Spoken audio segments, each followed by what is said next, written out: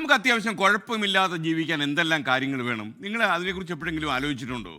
വൈദ്യുതി ഇല്ലാതെ മണ്ണെണ്ണ വിളക്കിൻ്റെ വെളിച്ചത്തിൽ സന്തോഷത്തോടെ കഴിഞ്ഞതൊരു കാലം നമുക്കുണ്ടായിരുന്നു. വീരക്കാട്ടിപ്പിൽ ഭക്ഷണമൊക്കെ ഉണ്ടാക്കി കിണറ്റിൽ നിന്ന് വെള്ളമൊക്കെ കോരി കുടിച്ച് പുഴയിൽ കുളിച്ച് കിലോമീറ്ററുകളോളം നടന്ന് സ്കൂളിൽ പോയിരുന്ന ഒരു കാലം കേരളത്തിലുണ്ടായിരുന്നു. 1-2 ജോഡി വസ്ത്രം മാത്രമേ സ്വന്തമായിട്ട് കാണൂ. പുതിയ തലമുറയ്ക്ക് ഇതൊക്കെ കേൾക്കുമ്പോൾ വലിയ തമാശ പറയുന്ന പോലെ തോന്നും. പക്ഷേ നമുക്ക് പ്രത്യേകിച്ച് പ്രായമുള്ള ആളുകൾക്കൊന്നും അത് മറക്കാൻ കഴിയില്ല. ഓരോ സൗകര്യവും ആദ്യം ആഡംബരവും പിന്നീട് അത് നമ്മുടെ അത്യാവശ്യവുമായി മാറും. ഫ്രിഡ്ജും വാഷിംഗ് മെഷീനും AC-യും വില കൂടിയ ആഡംബര കാറുമൊക്കെ ഇതിന് വലിയ ഉദാഹരണമാണ്.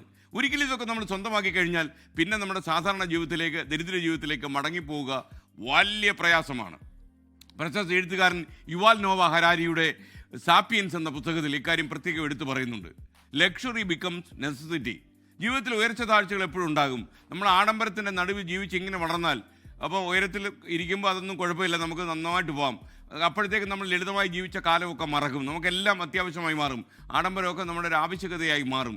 എന്നാൽ ഒരിക്കൽ നമുക്കൊരു വലിയ വീഴ്ചയുണ്ടായി.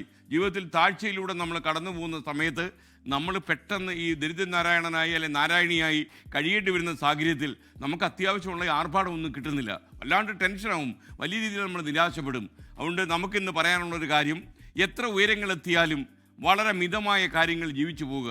അപ്പം നമുക്കൊരു താഴ്ചയുണ്ടായാലും ഈ ലളിതമായ കാര്യങ്ങൾ കൊണ്ട് നമുക്ക് മുന്നോട്ട് പോകാം. അപ്പോൾ ഒരു ടെൻഷൻ ഉണ്ടാവില്ല, നിരാശ ഉണ്ടാവില്ല. ശ്രദ്ധിച്ചോളുക. ഇതാണ് ഇന്നത്തെ ഏറ്റവും വലിയ സുഭാഷിതം.